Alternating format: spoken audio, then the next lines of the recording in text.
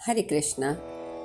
विदुर जी ने कहा, तुम्हारे जैसे पापी और कुलघाती कुपुरुष पुत्र को जन्म देने के कारण तुम्हारे माता पिता शोकमग्न हो भिक्षुक की भांति इस पृथ्वी पर इधर उधर भटकते फिरेंगे। तत्पश्चात राजा धृतराष्ट्र ने राजाओं से घिरकर भाइयों के साथ बैठे हुए दुर्योधन से कहा, दुर्योधन, मेरी इस बात पर ध्यान दो। महात्मा श्री कृष्ण ने जो बात बताई है वह अत्यंत कल्याणकारक, योग क्षेम की प्राप्ति कराने वाली तथा दीर्घ काल तक स्थिर रहने वाली है। तुम उसे स्वीकार करो। अनायास ही महान कर्म करने वाले इन भगवान श्री कृष्ण की सहायता से हम लोग समस्त राजाओं में सम्मानित रहकर अपने सभी अभीष्ट मनोरथों को प्राप्त कर लेंगे। तात, भगवान श्री कृष्ण से मिलकर तुम युधिष्ठिर के पास जाओ और पूर्ण रूप से मंगल संपादन करो, जिससे भरत वंशियों को कोई क्षति न उठानी पड़े। तात, भगवान श्री कृष्ण को मध्यस्थ बनाकर अब शांति धारण करो। मैं तुम्हारे लिए यही समयोचित कर्तव्य मानता हूँ। दुर्योधन, तुम मेरी इस आज्ञा का उल्लंघन ना करो। यदि तुम शांति के लिए प्रार्थना करने वाले भगवान श्री कृष्ण को, जो तुम्हारे हित की बात बता रहे हैं, तिरस्कार करोगे, इनकी आज्ञा नहीं मानोगे, तो तुम्हारा पराभव हुए बिना नहीं रह सकता। इस प्रकार श्री महाभारत उद्योग पर्व के अंतर्गत भगवान उद्यान पर्व में भीष्म आदि के वचनों से संबंध रखने वाला 125वां अध्याय पूर्ण हुआ। वैशंपायन जी आगे कहते हैं, जन्मेजय, धृतराष्ट्र का कथन सुनकर युद्ध में जनसंहार की संभावना से समान रूप से दुख अनुभव करने वाले भीष्म और द्रोणाचार्य ने गुरुजनों की आज्ञा का उल्लंघन करने वाले दुर्योधन को पुनः समझाया।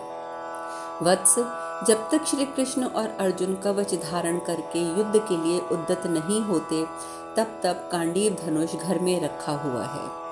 जब तक धौम्य मुनि यज्ञाग्नि में शत्रुओं की सेना के विनाश के लिए आहुति नहीं डालते, तब तक लज्जाशील महाधनुर्धर युधिष्ठिर तुम्हारी सेना पर क्रोधपूर्ण दृष्टि नहीं डालते हैं।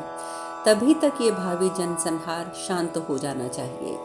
जब तक कुंती पुत्र महान धनुर्धर भीमसेन अपनी सेना के अग्रभाग में खड़े दिखाई नहीं देते, तभी तक ये मारकाट का संकल्प शांत हो जाना चाहिए। दुर्योधन, जब तक हाथ में लिए गदा भीमसेन तुम्हारी सेना का संहार करते हुए विभिन्न मार्गों में विचरण नहीं कर रहे हैं, तभी तक तुम पांडवों के साथ संधि कर लो, यही उत्तम है। जब तक भीमसेन अपनी वीर घातनी गदा के द्वारा समय अनुसार पके हुए वृक्ष के फलों की भांति संग्राम भूमि में गजारोही योद्धाओं के मस्तकों को काट काट कर नहीं गिरा रहे हैं, तभी तक तुम्हारा युद्ध विषयक संकल्प शांत हो जाना चाहिए। नकुल, सहदेव, द्रुपद पुत्र धृष्टद्युम्न, विराट, शिखंडी तथा शिशुपाल पुत्र धृष्टकेतु, ये अस्त्र विद्या में निपुण महान वीर कवच धारण करके महासागर में घुसे हुए ग्राहों की भांति तुम्हारी सेना के भीतर जब तक प्रवेश नहीं कर लेते, तभी तक इस जनसंहार को शांत कर लो। जब तक इन भूमिपालों के सुकुमार शरीरों पर गीत के पंखों से युक्त भयंकर बाण नहीं गिरा रहे हैं, तभी तक इस युद्ध को शांत हो जाना चाहिए। सामने आते ही लक्ष्य को मारकर गिराने वाले, शीघ्रता पूर्वक बाण चलाने वाले, दूर तक का लक्ष्य बींधने वाले, अस्त्र विद्या में पारंगत महान धनुर्धर विपक्षी वीर जब तक तुम्हारे योद्धाओं के चंदन और अगुरु से चर्चित तथा हार और निष्क धारण करके वक्ष स्थलों पर विशाल बाणों की वर्षा नहीं करते, तभी तक तुम्हें युद्ध का विचार त्याग देना चाहिए। हम चाहते हैं कि नृपश्रेष्ठ धर्मराज युधिष्ठिर तुम्हें मस्तक झुकाकर प्रणाम करते देखकर दोनों हाथों से पकड़कर अपने हृदय से लगा ले। भरत श्रेष्ठ, उत्तम दक्षिणा वाले युधिष्ठिर ध्वजा, अंकुश और पताकाओं के चिन्ह से सुशोभित अपनी दाहिनी भुजा को जगत में शांति स्थापित करने के लिए तुम्हारे कंधे पर रखें तथा तुम्हें बिठाकर रत्न एवं औषधियों से युक्त लाल हथेली वाले हाथ से तुम्हारी पीठ को धीरे धीरे सहलाएं। भरतभूषण, शाल वृक्ष के तने के समान ऊंचे डील डौल वाले महाबाहु भीमसेन भी शांति के लिए तुम्हें हृदय से लगाकर तुमसे मीठी मीठी बातें करें। राजन, अर्जुन और नकुल सहदेव ये तीनों भाई तुम्हें प्रणाम करें और तुम उनके मस्तक सुनकर उनके साथ प्रेम पूर्वक वार्तालाप करो। तुम्हें अपने वीर भाई पांडवों के साथ मिला हुआ देखकर ये सब नरेश अपने नेत्रों से आनंद के आंसू बहाएं। राजाओं की सभी राजधानियों में ये घोषणा करा दी जाए कि कौरव पांडवों का झगड़ा समाप्त होकर परस्पर प्रेम पूर्वक उनका समस्त कार्य संपन्न हो गया है। फिर तुम और युधिष्ठिर परस्पर भातृभाव रखते हुए इस राज्य का समान रूप से उपभोग करो। तुम्हारी सारी चिंताएं दूर हो जाएंगी। इस प्रकार श्री महाभारत उद्योग पर्व के अंतर्गत भगवान उद्यान पर्व में भीष्म और द्रोण के वाक्य से संबंध रखने वाला 126वां अध्याय पूर्ण हुआ। वैशंपायन जी आगे कहते हैं, जन्मेजय, कौरव सभा में यह अप्रिय वचन सुनकर दुर्योधन ने यशस्वी महाबाहो वसुदेव नंदन श्री कृष्ण को इस प्रकार उत्तर दिया।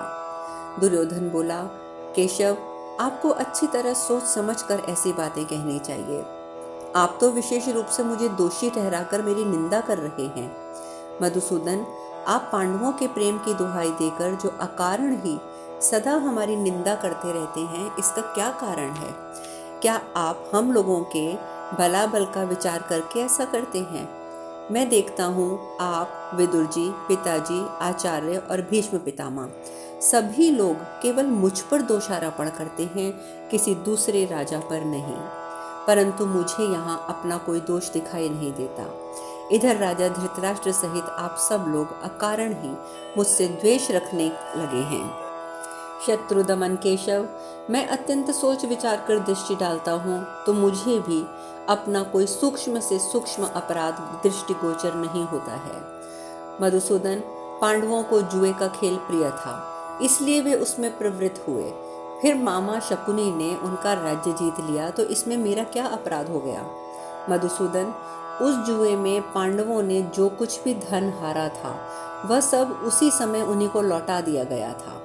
विजयी वीरों में श्रेष्ठ श्री कृष्ण, यदि अजय पांडव जुए में पुनः पराजित हो गए और वन में जाने को विवश हुए तो हम लोगों का कोई अपराध नहीं है।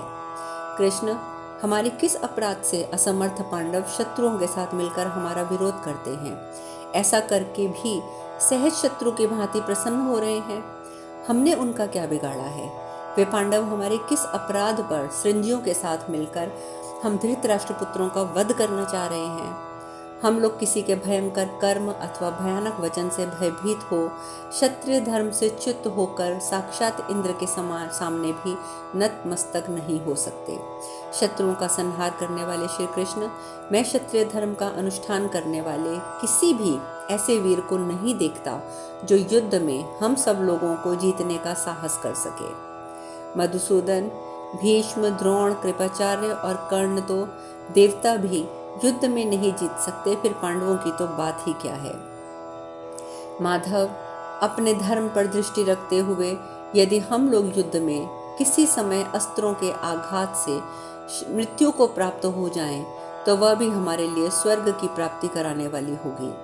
जनार्दन, हम क्षत्रियों का यही प्रधान धर्म है कि संग्राम में हमें बाण शैया पर सोने का अवसर प्राप्त हो।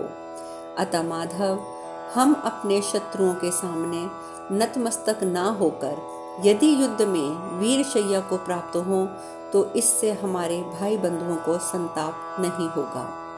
उत्तम कुल में उत्पन्न होकर क्षत्रिय धर्म के अनुसार जीवन निर्वाह करने वाले कौन ऐसा महापुरुष होगा जो क्षत्रियोचित वृत्ति पर दृष्टि रखते हुए भी इस प्रकार भय के कारण कभी शत्रु के सामने मस्तक झुकाएगा?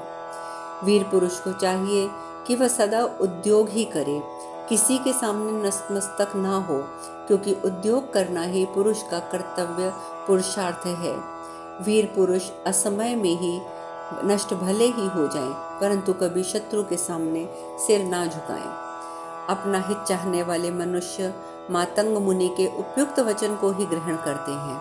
अतः मेरे जैसा पुरुष केवल धर्म और ब्राह्मण को ही प्रणाम कर सकता है, शत्रुओं को नहीं। वह दूसरे किसी को भी कुछ ना समझकर जीवन भर ऐसा ही आचरण करता रहे, यही क्षत्रिय का धर्म है और सदा के लिए मेरा यही मत है।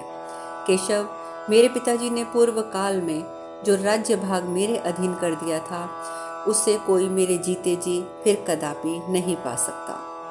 जनार्दन, जब तक राजा धृतराष्ट्र जीवित हैं, जब तक हमें और पांडवों को हथियार ना उठाकर शांतिपूर्वक जीवन बिताना चाहिए।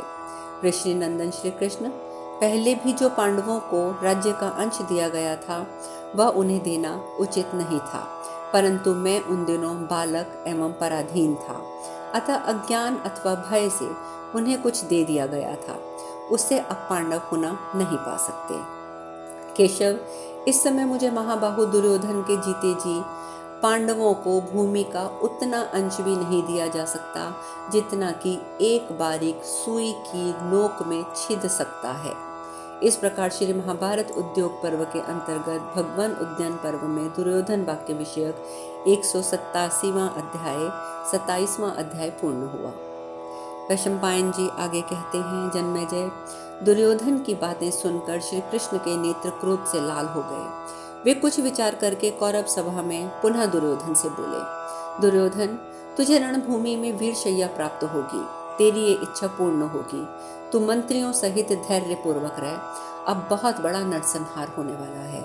मूढ़, तू जो ऐसा मानता है कि पांडवों के प्रति मेरा कोई अपराध नहीं है, तो इसके संबंध में मैं सब बताता हूँ। राजाओं, आप लोग भी ध्यान देकर सुनिए। भारत, महात्मा पांडवों की बढ़ती हुई समृद्धि से संतप्त होकर ही तूने शकुनी के साथ ये खोटा विचार किया था कि पांडवों के साथ जुआ खेला जाए।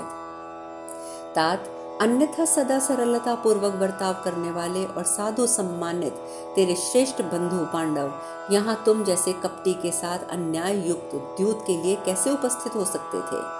महामने, जुए का खेल तो सत्पुरुषों की बुद्धि का नाश करने वाला है, और यदि दुष्ट पुरुष उसमें प्रवृत्त हों तो उसमें बड़ा भारी कलह होता है तथा उन सब पर बहुत से संकट छा जाते हैं। तूने भी सदाचार की और लक्ष्य न करके पापासक्त पुरुषों के सहित भयंकर विपत्ति के कारणभूत ये दूत क्रीड़ा आदि का कार्य किया है। तेरे सिवा दूसरा कौन ऐसा अधम होगा जो अपने बड़े भाई की पत्नी को सभा में लाकर उसके साथ वैसा अनुचित बर्ताव करे, जैसा कि तूने द्रौपदी के प्रति स्पष्ट रूप से ना कहने योग्य बातें कहकर दुर्व्यवहार किया है। द्रौपदी उत्तम कुल में उत्पन्न, शील और सदाचार से संपन्न तथा पांडवों के लिए प्राणों से भी अधिक आदरणीय उन सबकी महारानी है, तथापि तूने उसके प्रति अत्याचार किया। जिस समय शत्रुओं को संताप देने वाले कुंती पुत्र पांडव वन को जा रहे थे, उस समय दुशासन ने कौरव सभा में उनके प्रति जैसी कठोर बातें कही थी, उन्हें सभी कौरव जानते हैं। सदा धर्म में तत्पर रहने वाले लोभ रहित सदाचारी अपने बंधुओं के प्रति कौन साधु पुरुष ऐसी अयोग्य बातें करता है या ऐसा अयोग्य बर्ताव करता है। दुर्योधन, तूने कर्ण और दुशासन के साथ अनेक बार निर्दयी और अनार्य पुरुषों की सी बातें करी हैं। तूने वर्णावत नगर में बाल्यावस्था में पांडवों को उनकी माता सहित जला डालने का महान प्रयत्न किया था, परंतु तेरा वह उद्देश्य सफल न हो सका। उन दिनों पांडव अपनी माता के साथ सुदीर्घ काल तक एक चक्रा नगरी में किसी ब्राह्मण के घर में छिपकर रहे। तूने भीमसेन को विष देकर, सर्प से कटाकर और बंधे हुए हाथ पैरों सहित जल में डुबाकर उन सभी उपायों द्वारा पांडवों को नष्ट कर देने का प्रयत्न किया था, परंतु तेरा प्रयास सफल न हो सका। ऐसे ही विचार रखकर तू पांडवों के प्रति सदा कपटपूर्ण बर्ताव करता आया है। फिर कैसे मान लिया जाए कि महात्मा पांडवों के प्रति तेरा कोई अपराध है ही नहीं। पापात्मन, तू याचना करने पर भी इन पांडवों को जो पैतृक राज्य भाग नहीं देना चाहता, वही तुझे अब समय आने पर देना पड़ेगा, जबकि रणभूमि में धाराशायी होकर तू ऐश्वर्य से भ्रष्ट हो जाएगा। क्रूर कर्मी मनुष्यों की भांति तू पांडवों के प्रति बहुत से अयोग्य बर्ताव करके मिथ्याचारी और अनार्य होकर भी आज अपने को अपराधों के प्रति अनभिज्ञता प्रकट करता है। माता पिता भीष्म, द्रोण, विदुर सबने तुझे बार बार कहा है कि तू संधि कर ले, तू शांत हो जा, परंतु भूपाल तू शांत होने का नाम नहीं लेता है। राजन, शांति स्थापित होने पर तेरा और युधिष्ठिर का दोनों का महान लाभ है, परंतु तुझे ये प्रस्ताव अच्छा नहीं लगता। इसे बुद्धि की मंदता के सिवा और क्या कहा जा सकता है। राजन, तू हितैषी सुहृदों की आज्ञा का उल्लंघन करके कल्याण का भागी नहीं हो सकेगा। भूपाल, तू सदा अधर्म और अपयश का कार्य करता रहा है। वैशंपायन जी आगे कहते हैं, जिस समय भगवान श्री कृष्ण ने यह सब बातें कही, उस समय दुशासन ने बीच में ही अमर्षशील दुर्योधन से कौरव सभा में कहा, राजन, यदि आप अपनी इच्छा से पांडवों के साथ संधि नहीं करेंगे तो जान पड़ता है कौरव लोग आपको बांधकर कुंती पुत्र युधिष्ठिर के हाथ में सौंप देंगे। नरश्रेष्ठ, पितामह भीष्म, आचार्य द्रोण और पिताजी, ये कर्ण को, आपको और मुझे, इन तीनों को ही पांडवों के अधिकार में दे देंगे। भाई की ये बात सुनकर धृतराष्ट्र पुत्र दुर्योधन अत्यंत कुपित होकर फुफकारते हुए महान सर्प की भांति लंबी सांसें खींचता हुआ वहां से उठकर चल दिया। वह दुर्बुद्धि, निर्लज्ज, अशिष्ट पुरुषों की भांति मर्यादा शून्य, अभिमानी और माननीय पुरुषों का अपमान करने वाला था।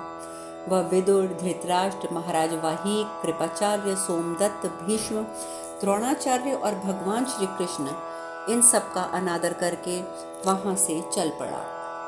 नरश्रेष्ठ दुर्योधन को वहां से जाते देखकर उसके भाई, मंत्री, सहयोगी नरेश सब के सब उठकर वहां से चल दिए। इस प्रकार क्रोध से भरे हुए दुर्योधन को भाइयों सहित सभा से उठकर जाते देख शांतनु नंदन भीष्म ने कहा, जो धर्म और अर्थ का परित्याग करके क्रोध का ही अनुसरण करता है, उसे शीघ्र ही विपत्ति में पड़ा देखकर उसके शत्रुगण हंसी उड़ाते हैं। राजा धृतराष्ट्र का ये दुरात्मा पुत्र दुर्योधन लक्ष्य सिद्धि के उपाय के विपरीत कार्य करने वाला तथा क्रोध और लोभ के वशीभूत रहने वाला है। इसे राजा होने का मिथ्या अभिमान है।